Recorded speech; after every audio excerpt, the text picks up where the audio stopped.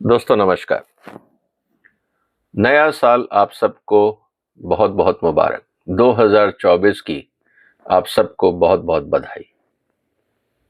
दोस्तों बहुत अच्छा लगता है जब आम आदमी अपनी क्षमता के अनुसार बड़ी बड़ी संस्थाओं को काम करने पे मजबूर कर देता है।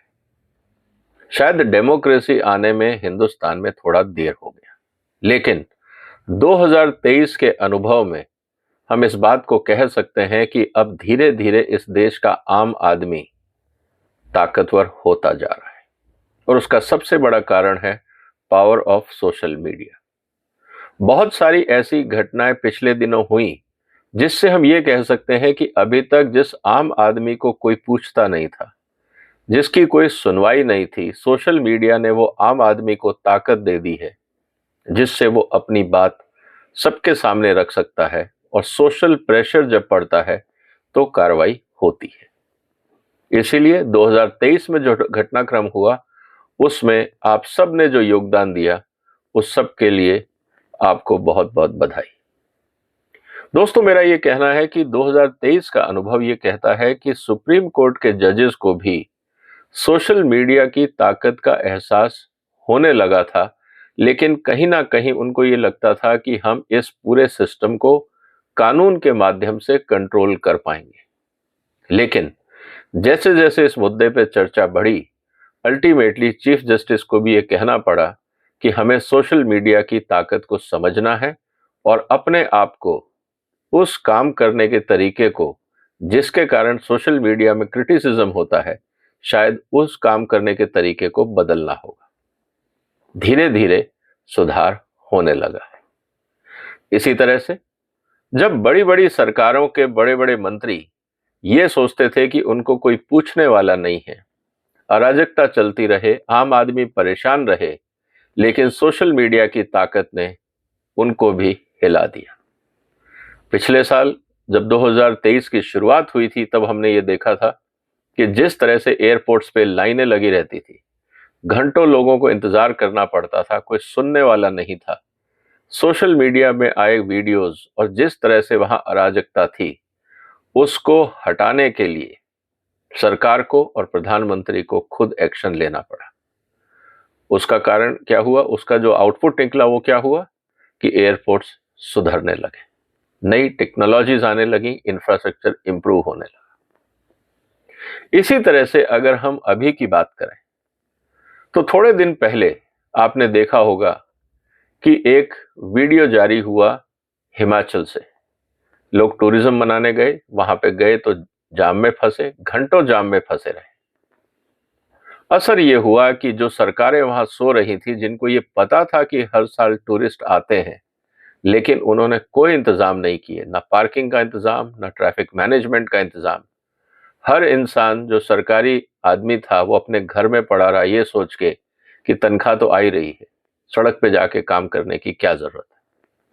असर ये हुआ कि जब सोशल मीडिया में इस बात का प्रचार हुआ तो आज जो आंकड़ा हमारे सामने है, शिमला में पिछले 40 साल का सबसे कम होटल ऑक्यूपेंसी है। यह है ताकत सोशल मीडिया की कि अगर स्टेट एडमिनिस्ट्रेशन काम नहीं करेगा तो उनकी इनएफिशिएंसी और इनकॉम्पिटेंसी और बैड मैनेजमेंट की चर्चा पूरे देश में होगी। लोग वहां जाना पसंद नहीं करेंगे। शायद हिमाचल के एक्सपीरियंस से बाकी राज्य सरकारों को भी ये सीखना पड़ेगा कि अगर उनके यहाँ पे टूरिज्म अट्रैक्शन की जरूरत है, अगर आपको देश से और विदेश से लोगों को अपने राज्य में बुलाना है टूरिज्म के लिए, तो आपको सुविधाएं देनी होगी। जिस तरह से मिसमैनेजमेंट होता है और खासकर टूरिस्ट की जब क्राउड आती है, जिस तरह से गाड़ियां आती हैं, वहां पार्किंग का इंतजाम नहीं है, होटल्स का इंतजाम नहीं है, मिलावटी खाना खिलाया जाता है और वहां पे इतने टाउट होते हैं कि आदमी परेशान हो जाता है। ये सब दलाल लोग मिलके जो वहां पे टूरिस्ट आता है उसको लूटने का प्रयास करते हैं, डायरेक्टली और इनडायरेक्टली। जरूरत से ज्यादा रेट बढ़ा दिए जाते हैं, चीजों में मिलावट की जाती है, पूरा तोल के काम नहीं होता और उसके अलावा हैरेसमेंट अलग। इन सब बातों को अगर सोशल मीडिया पे शेयर किया जाए तो शायद सरकारों की मजबूरियां हो जाएंगी सुधारने के लिए। और यही कारण था कि हिमाचल में, खासकर शिमला में, इस बार टूरिस्ट कम आया। हालांकि उनका ये बहाना जरूर है कि साहब मौसम की बारिश नहीं हुई या बर्फ नहीं पड़ी, लेकिन ये सब कहने की बात है। आज भी अगर आप दिल्ली के आसपास या नॉर्थ इंडिया में देखें तो सड़कें भरी पड़ी हैं, लोग घरों से निकल रहे हैं, लेकिन वहां नहीं जा रहे जहां पे मैनेजमेंट खराब है। इस बात को हमें समझना होगा। इसके अलावा अभी तक आम आदमी इस बात से परेशान था कि जो प्राइवेट कंपनियां हैं ये भी उनकी सुध नहीं लेती, एयरलाइंस भी ध्यान नहीं देती, होटल्स भी ध्यान नहीं देते, बुकिंग एजेंट्स भी ध्यान नहीं देते। लेकिन जब किसी ने ये लिखा कि भाई मेक माई ट्रिप जैसी कंपनियों से बुकिंग कराई या एयर इंडिया से बुकिंग कराई और एक्सपीरियंस अच्छा नहीं रहा और वो अब रिफंड भी करने को तैयार नहीं है, 2 हफ्ते तक कंज्यूमर ने उनके यहाँ दरवाजा खटखटाया, मेल भेजे, फोन किए, कोई सुनवाई नहीं। जब उन्होंने सोशल मीडिया पे डाला तो 2 घंटे में सुनवाई भी हो गई और पैसा भी मिल गया। दोस्तों, ये उदाहरण देने इसलिए जरूरी है क्योंकि अभी 2024 की शुरुआत है और धीरे धीरे सोशल मीडिया की जो ताकत है, उसका जो महत्व है, वो हमारे पॉलिसी मेकर्स को, डिसीजन मेकर्स को अब समझ में आने लगा है। अब सवाल इस बात का है कि क्या आप सोशल मीडिया पे अपना एक्सपीरियंस शेयर कर रहे हैं? आप भी बाजार जाते होंगे, आप लोगों के साथ भी अच्छे और बुरे अनुभव होते होंगे। मेरा निवेदन आपसे है कि 2024 में आप एक प्रण कर लीजिए कि जैसा भी आपका अच्छा या बुरा अनुभव होता है, आप उसको सोशल मीडिया पे शेयर करें। अच्छा अनुभव शेयर करने से ये होगा कि जो कंपनियां अच्छा काम कर रही हैं, कंज्यूमर्स का ध्यान रख रही हैं, अच्छी क्वालिटी का प्रोडक्ट दे रही हैं, वो सब अपनी और मेहनत करेंगी, कंज्यूमर्स का ध्यान रखेंगी और उनको एनकरेजमेंट मिलेगा। दूसरी तरफ जो कंपनियां खराब काम कर रही हैं, कंज्यूमर्स को मूर्ख बनाने का प्रयास कर रही हैं, उनकी नीयत ठीक नहीं है, मैनेजमेंट ठीक नहीं है, उनको भी एक्सपोज करना जरूरी है। क्योंकि जब तक खराब कंपनियां बाजार से बाहर नहीं निकलेंगी, अच्छी कंपनियों को जगह कैसे मिलेगी? तो मुझे लगता है कि हिंदुस्तान के कंज्यूमर्स को, आप और हमको 2024 में सोशल मीडिया की ताकत का पूरा इस्तेमाल करना चाहिए। जहां पे भी, चाहे वो सरकारी हो या प्राइवेट, बैंक हो या दुकान, जहां पे भी आपके अच्छे अनुभव हैं, वहां के जो कर्मचारी हैं उनको अप्रिशिएट करिए, उसके बारे में पॉजिटिव रिव्यू लिखिए, ताकि बाकी देश की जनता को पता लगे कि कौन सी संस्था कंज्यूमर्स का ध्यान रख रही है और अच्छा काम कर रही है। दूसरी तरफ जहां पे भी कटु अनुभव होते हैं उनको जरूर शेयर करिए, तभी आप ऐसी कंपनियों को या तो सुधार पाएंगे या बंद कर पाएंगे। एक बात और आपको जो ध्यान रखनी है, 2024 में जो नए कानून आए हैं उसमें डिजिटल या इलेक्ट्रॉनिक डॉक्यूमेंट एविडेंस के रूप में अब मान्य हो गए हैं। कहीं पे भी अगर आपको लगता है कि कोई भ्रष्टाचार हो रहा है, कहीं पे भी अगर आपको ये लगता है कि कोई अधिकारी काम नहीं कर रहा है, आपके पास तो मोबाइल है, आप उसमें वीडियो रिकॉर्डिंग कर सकते हैं। अगर वीडियो रिकॉर्डिंग नहीं होती है तो आप ऑडियो रिकॉर्डिंग कर सकते हैं।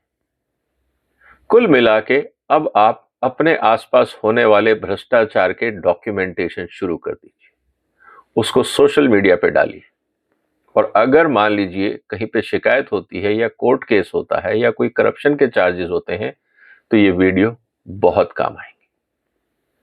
मुझे उम्मीद है कि 2024 में, हिंदुस्तान में 2024 का जब चुनाव होगा, बहुत सारे राजनीतिक दल मैदान में उतरेंगे, लेकिन आम आदमी की बात, जो आम आदमी के मुद्दे हैं, वो आप उन तक कैसे पहुंचाएंगे? मुझे लगता है उसका एकमात्र तरीका है सोशल मीडिया। 2024 में सोशल मीडिया का खुल के इस्तेमाल करें, इसकी ताकत को पहचानें, क्योंकि अब धीरे धीरे डिसीजन मेकर्स पहचानने लगे, और जो लोग लिख रहे हैं, अपना एक्सपीरियंस शेयर कर रहे हैं, और जो लोग उनको पढ़ रहे हैं, अगर वो उससे सहमत हैं तो उसको आगे वो पुश करें, आगे प्रमोट करें, ताकि पूरे देश में हम लोग जागरूक नागरिक पैदा कर सकें। क्योंकि अगर एक के साथ हरेसमेंट होता है और पूरे समाज के लोग अगर मिलके उस संस्था को जो हैरेसमेंट कर रही है, जो करप्शन कर रही है, अगर हम उनको मिलके बायकॉट करें या उनको एक्सपोज करें तो इस देश में बहुत तेजी से सुधार होगा। सरकारों को भी काम करने पे मजबूर होना पड़ेगा। और अगर डिजिटल डॉक्यूमेंट सोशल मीडिया पे आते हैं, मैं नहीं कह रहा कि डॉक्टर्ड, करेक्ट डॉक्यूमेंट, अगर आप सही डॉक्यूमेंट सोशल मीडिया पे शेयर करते हैं, उन अधिकारियों के लिए जो उन अधिकारियों के वीडियो रिकॉर्डिंग या ऑडियो रिकॉर्डिंग जो भ्रष्टाचार कर रहे हैं, जो पैसे मांग रहे हैं, जो रिश्वत मांग रहे हैं, आप रिकॉर्ड करिए। आपके पास फोन है, हर आदमी आज टेक्निकली रिपोर्टर है, उसका इस्तेमाल करिए। ऐसे लोग तब आपसे डरेंगे भी, क्योंकि जब अधिकारियों को यह पता लग जाएगा कि उनकी रिकॉर्डिंग हो सकती है और जितने लोग उनके सामने खड़े हैं कोई भी रिकॉर्डिंग करके सोशल मीडिया पे डाल सकता है, तो सिस्टम में सुधार आएगा, करप्शन कम होगा। और जब तक आप उनको एक्सपोज नहीं करेंगे तब तक वो लोग करप्शन करते रहेंगे, इनएफिशिएंट तरीके से काम करते रहेंगे और ये देश पिछड़ता रहेगा। उम्मीद है 2024 में आप सबको एक रेजोल्यूशन लेना है कि इस देश में जो अच्छा हो रहा है उसको भी प्रमोट करें और जो खराब हो रहा है उसको भी एक्सपोज करें। 2024 इस देश को एक नई दिशा देगा, नई सरकार होगी, बहुत सारे डेवलपमेंट होंगे, राम मंदिर का उद्घाटन भी होगा। तो अगर हम सबको राम राज्य की कल्पना है तो अपना योगदान भी देना जरूरी है। उम्मीद है कि 2024 में आप सोशल मीडिया की ताकत का पूरा इस्तेमाल करेंगे और इस देश में अपना योगदान जरूर देंगे। आपने वक्त निकाला, आपका धन्यवाद। आप इस वीडियो को शेयर कर सकते हैं, इस चैनल को सब्सक्राइब कर सकते हैं और फिर मुलाकात होगी एक और महत्वपूर्ण मुद्दे के साथ। तब तक वंदे मातरम।